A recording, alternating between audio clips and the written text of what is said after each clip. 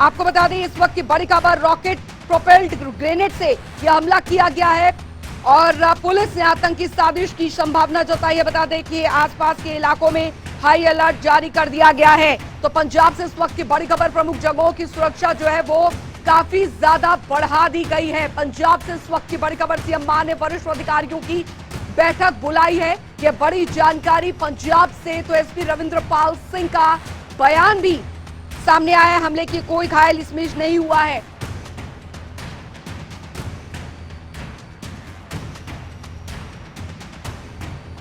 तो फिलहाल आपको जानकारी यहां पर दे दी और तमाम मेहमान हमारे साथ इस चर्चा में जुड़ेंगे, लेकिन उससे पहले हमारी जो सहयोगी है कविता, उससे पहले अपडेट यहां पर ले लेते हैं कि अभी फिलहाल क्या कुछ अपडेट इस खबर पर मिल रहा है। कविता, अपडेट इस खबर से जुड़ी आपके पास अभी क्या है? जी बिल्कुल, बता दूं कि इस मामले को लेकर आज मुख्यमंत्री भगवंत मान की ओर से सभी अधिकारियों की जो बैठक है वो बुलाई गई है और इसके साथ ही तमाम मुद्दों को लेकर यहाँ पर चर्चा जो है वो की जाएगी। आखिरकार किस तरीके से ये पूरी घटना, इसको लेकर मुख्यमंत्री भगवंत मान ने डीजीपी से भी रिपोर्ट मांगी थी, जो आज रिपोर्ट भी कह सकते हैं कि डीजीपी अपनी पेश करेंगे। और इसके साथ ही आज उन्होंने वरिष्ठ अधिकारियों के साथ अपने आवास स्थान पर जो है वो बैठक बुलाई है और इसके साथ वहां पर एनआईए की टीम भी जो है वो भी मोहाली पहुंच रही है और इसके साथ चंडीगढ़ पुलिस भी जो पूरा सहयोग कर रही है। पूरे मोहाली, पंजाब और चंडीगढ़ में जो है वो रेड अलर्ट जारी कर दिया गया है। जो वहां पर सेक्टर 77 जो है वो पूरा सील कर दिया गया है। वहां पे रिहायशी एरिया भी है और इसके साथ ही सुहाना अस्पताल भी है और गुरुद्वारा भी है, वहां पर भी जो सर्च अभियान जो है वो चलाया जा रहा है। और इसके साथ ही पूरे के पूरे एरिया में सर्च अभियान जो है वो चलाया जा रहा है, क्योंकि बीते दिन ही अभी चंडीगढ़ की बुड़ैल जेल के पास टिफिन बम मिला था और उसके पहले ही अगर बात की जाए लुधियाना के डिस्ट्रिक्ट कोर्ट में भी हमला किया गया था। तो इस तरीके से जो सभी एंगल से जांच जो है वो पुलिस कर रही है और सर्च अभियान जो है कि पूरे के पूरे एरिया में चलाया जा रहा है। बॉर्डर्स जो है वहां पर भी चेकिंग जो है वो की जा रही है, आने जाने वाले वाहनों की।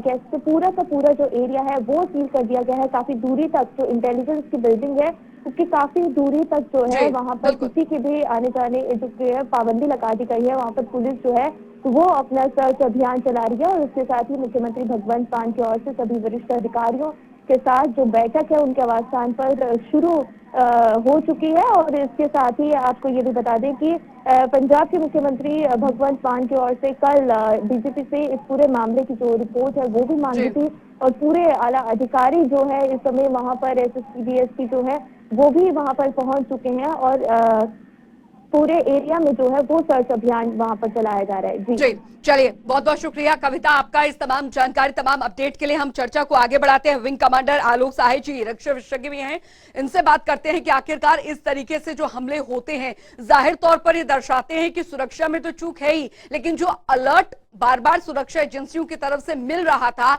उसे नजरअंदाज किया गया है। आलोक साहे जी।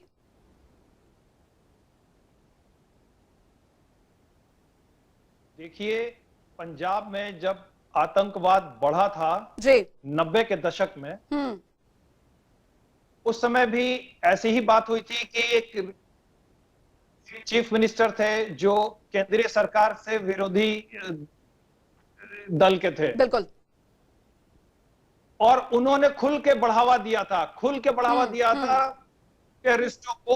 और हालात ऐसे हो गए 90 के दशक में कि केपीएस गिल को मुश्किल से संभालना पड़ा जी।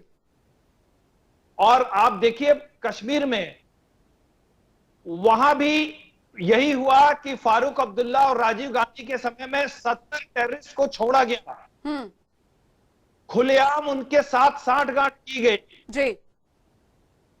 तो आप जब इस तरह का राजनीतिक प्रश्रय टेररिस्टों को, आतंकवादियों को, तो उनके तो फंड बढ़ेंगे ही। बिल्कुल। और जनता को यह समझना पड़ेगा कि अभी पंजाब में बहुत ही भयावह स्थिति हो गई है। जी। वहां के नेता दिल्ली चीफ मिनिस्टर खुलेआम खालिस्तानी लिबरेशन फ्रंट के नेता से घर पर जाकर रुकते हैं जी। और उनसे बातचीत करते हैं, उनके साथ घूमते हैं। आप वोट लेने के लिए देश विरोधी तत्व का साथ लीजिएगा तो देश का क्या हाल होगा? बिल्कुल। ये आम आदमी को देखना पड़ेगा। जब तक नहीं जगेगा, जी। इस तरह के राजनीतिज्ञ जो है इनको प्रश्रय अगर जी। मिलता रहा तो जी। ये देश बहुत ही खतरनाक स्थिति की तरफ बढ़ रहा है। एक बात तो यहाँ पर साफ है आलोक सहाय जी, क्योंकि अभी फिलहाल जिस तरीके के हमले सामने आ रहे हैं, जिस तरीके से आतंकियों को गिरफ्तार किया गया, हरियाणा में भी जो आतंकी गिरफ्तार हुए हैं उनके तार पंजाब से जुड़े हुए हैं, और ऐसा बताया जा रहा है कि ड्रोन के जरिए पाकिस्तान से उनको जो हथियार हैं वो सप्लाई किए जाते थे। न्यूटन मिश्रा जी, क्योंकि अब एक बात तो साफ है कि सरहद पार से जो है वो लगातार इस तरीके की गतिविधियों को सपोर्ट किया जा रहा है। हालांकि पाकिस्तान अपने आप को हमेशा से एक तरीके से बेचारा जो है पूरे वर्ल्ड के सामने वो हमेशा से दिखाता आया है, लेकिन इतना ज्यादा अंतरराष्ट्रीय प्रेशर होने के बावजूद भी पाकिस्तान है कि सुधरने वाला नहीं है। चाहे वो कश्मीर के रास्ते हो, चाहे वो पंजाब के रास्ते हो, लगातार माहौल जो है खराब करने की कोशिश की जा रही है। और अब ऐसा लग रहा है कि जो टारगेट है पंजाब, हरियाणा और हिमाचल, क्योंकि हिमाचल में अभी हाल फिलहाल हमने खालिस्तानी समर्थकों द्वारा एक झंडे लगाए विधानसभा के बाहर, वो भी देखे थे, तो वो कहा जा रहा है इनडायरेक्टली वहां से भी एक बैकएंड दिया जा रहा है। सबसे पहले हमें इसमें कई सारी बातों को समझना होगा। आपने कई सारी बातें कही, इनके कई सारे पहलू हैं। पहली बात कि देश में ऐसी गतिविधियां क्यों हो रही, किनके चलते हो रही, पहला क्वेश्चन ये। दूसरी बात, हम मोहाली की बात करें, सिर्फ मोहाली नहीं, पिछले 10 दिन में देखिए आप, पटियाला, अमृतसर, तरन तारण, करनाल, मोहाली, इन सभी को अगर आप एक लाइन में सिंक्रोनाइज करते हैं और इनकी कड़ियों को जोड़ते हैं, बिल्कुल, तो आपको बहुत सारे फैक्ट्स मिलते हैं। अब बात आती है मोहाली।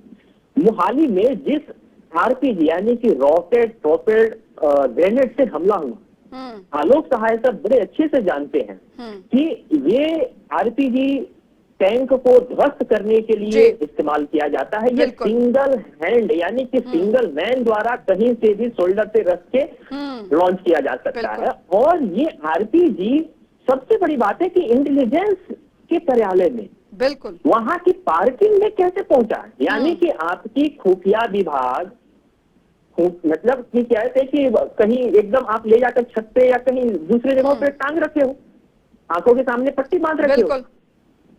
दूसरी बात कि अब आपने कहा धर्मशाला की बात, ऐसी है कि सबसे पहले कि हम तो गटर में गिरे ही, तुम नहीं गिरे कोई बात नहीं दोस्त, हम तुम्हारे ऊपर छींटे तो डाल सकते हैं। जो धर्मशाला में हुआ, खालिस्तानी झंडे लगे, ये किसके सर पे लगा? हमें इन पहलुओं को, इन तथ्यों को, इन प्रश्नों के उत्तर जानने होंगे। अब बात आती है हमारी भारतीय खुफिया केंद्रीय खुफिया एजेंसियों की। हमारी केंद्रीय खुफिया एजेंसियां कर क्या रही? ये केंद्र सरकार इस पे एक्शन क्यों नहीं ले रही? वो कब लेगी? क्या जनता को क्या है कि एकदम आप लोगों ने मजाक बना रखा है? बिल्कुल। पंजाब के रास्ते 72 करोड़ का हीरोइन पकड़ा जाता है अमृतसर में। बीएसएफ अगर ना होती तो नहीं पकड़ा जाता, वो भी रात में ड्रोन के माध्यम से। उसके पहले कहते हैं कि तरन तारण में कहते हैं कि आरडीएक्स पकड़ा जाता है। बिल्कुल। और पंजाब पुलिस के एसपी, मोहाली एसपी का, पीवी संधू का ये बयान कल बड़ा ही विरोधाभासी, यानी कि इन लोगों ने जनता को एकदम शिक्षा, कहते हैं कि कीड़े मकोड़े समझ रखे हैं, गंवार समझ रखे हैं। इतना विरोधाभासी, इतना कॉन्फ्लिक्ट वाला बयान। पहले क्या कि वो तो अंदर ही फट गया जी, बिल्कुल, फिर बाद में वही आकर कहता है पीवी संधू कि ये तो आरपीजी से कहते हैं कि अटैक हुआ था।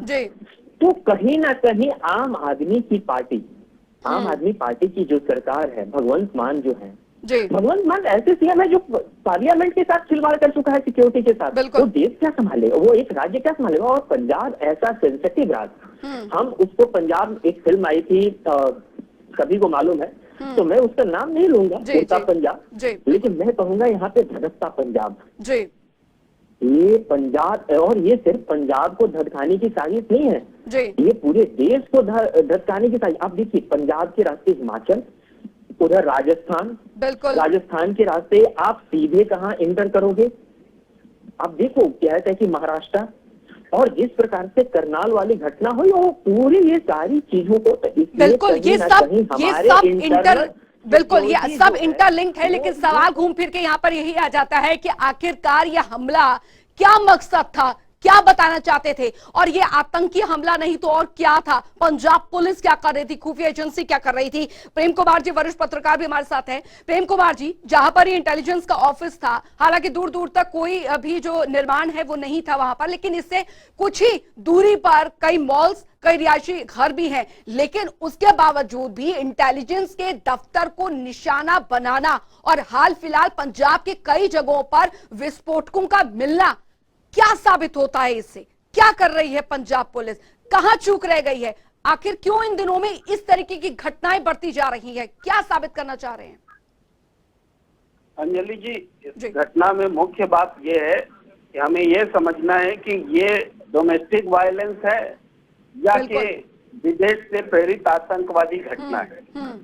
अगर ये डोमेस्टिक वायलेंस है तो आप चाहे जितना स्थानीय सरकार को कोस लीजिए, उसको जिम्मेदार ठहरा दीजिए, लेकिन अगर ये आतंकी घटना है और निश्चित रूप से है, तो आप ये पूरी तरह से हमारे देश की इंटेलिजेंस का फेल्योर है, हमारे देश की राष्ट्रीय सुरक्षा के लिए जो जिम्मेदार संगठन है, ऑर्गेनाइजेशंस हैं, केंद्र सरकार है, गृह मंत्रालय है, उसका 100% फेल्योर है ये। और ये कह के स्थानीय सरकार जिम्मेदार है, ये स्थानीय सरकारें जिम्मेदार हैं, ये कह करके बातों को टोपी ट्रांसफर वाली स्थिति में नहीं लाना चाहिए।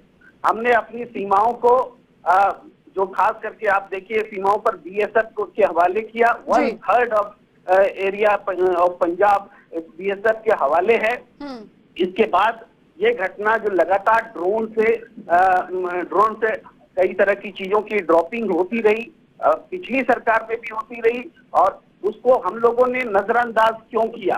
हम लोगों ने क्यों समझा कि ये सिर्फ पंजाब की सरकार की जिम्मेदारी है कि वहां से ड्रोन से आए तो वो रोके?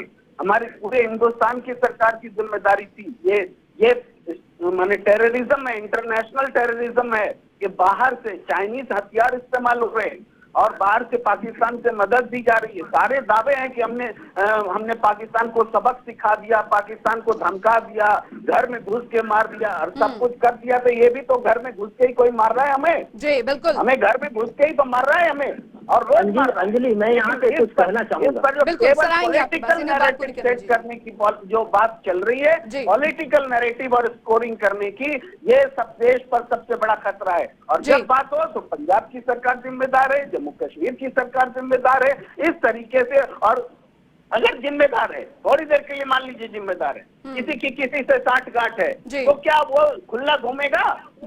हम वो उसको टैकल करने के लिए हमारे पास देश में नीति नहीं है, विल पावर नहीं है, केवल बोलने के लिए हमें कि उसके साथ साठ-गांठ है। इसलिए गलत बात है। ऐसी स्थिति में आपके कहे अनुसार पंजाब सरकार को बर्खास्त करके वहाँ पे राष्ट्रपति शासन लगा देना चाहिए। न्यूटन मिश्रा जी, चलिए ठीक है, ये आपकी बात हो सकती है। ये जाहिर तौर पर ये एक प्रशासनिक का एक मामला है और इसको लेकर अब जांच यहाँ पर की जा रही है एसआईटी। और अंजलि, ये प्रशासनिक मामला के साथ साथ देश के इंटरनल और एक्सटर्नल यही तो सवाल है ना सर, यही तो सवाल है ना कि अभी ये समझ ही नहीं आ रहा ये आतंकी हमला है या किस तरीके का हमला था यहाँ पर। सवाल यहाँ पर यह है कि क्या वजह थी?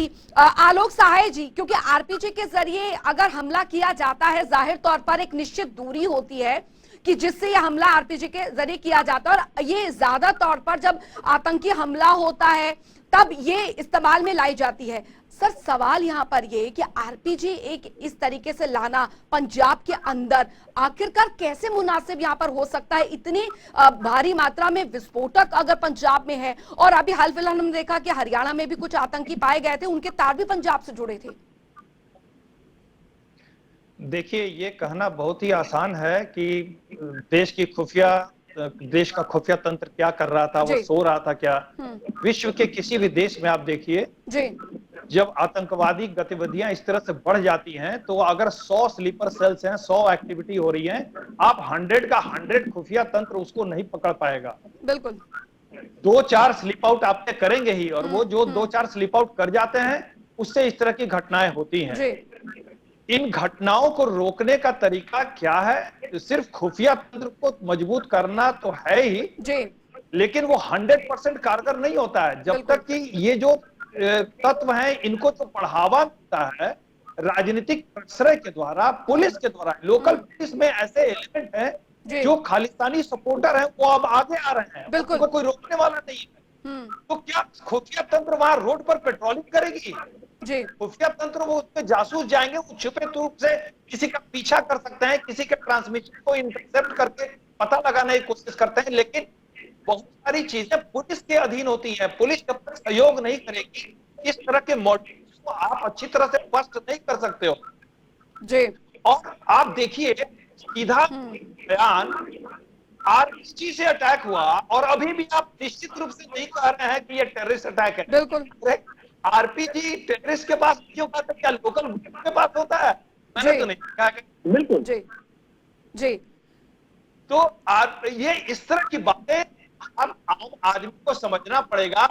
सिर्फ सब कुछ कर दे जी और 100% कंट्रोल करने का ये असंभव है, ये असंभव है। किसी भी देश में संभव नहीं है, या अमेरिका में भी संभव नहीं हुआ जी।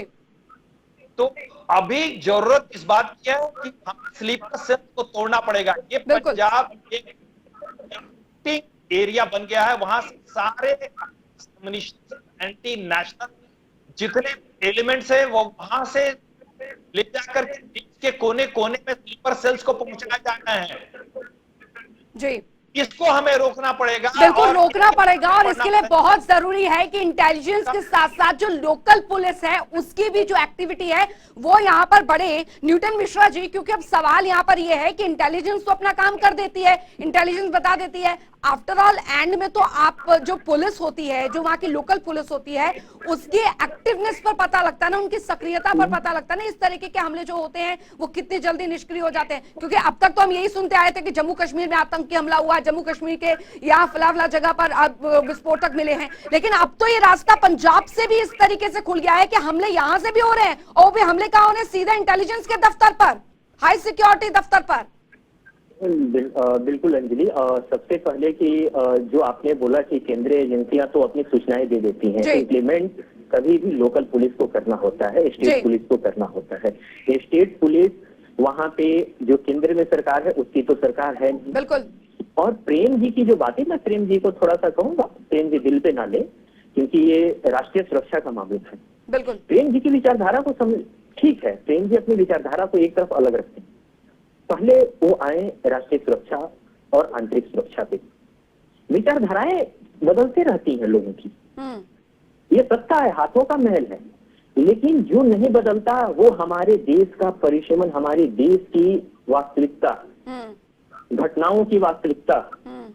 इस घटना से क्या चित्र सामने आ रहा है? इन्होंने कहा कि केंद्रीय एजेंसियां क्या करें। अरे केंद्रीय एजेंसियां नहीं करती तो करनाल में कैसे पकड़े जाते? बीएसएफ के ऊपर सवाल उठा रहे हो, जो दिन रात क्या है कि कहीं 50 डिग्री के टेम्परेचर में और कहीं क्या है कि माइनस टेम्परेचर में वो दिन रात देश की सुरक्षा में एकाएक अपने जीवन को तपा रखे हैं, उनके ऊपर आप सुरक्षा सवाल उठा रहे हो। ये कैसे मतलब राजनीति है? मैं राजनीतिक बातें नहीं करना चाह रहा था, लेकिन इस तरह की मतलब एकदम निम्न स्तर की बातें करना और बीएसएफ के ऊपर, अरे बीएसएफ नहीं करता तो तरन तारण या अमृतसर में कैसे कल पकड़ लेता?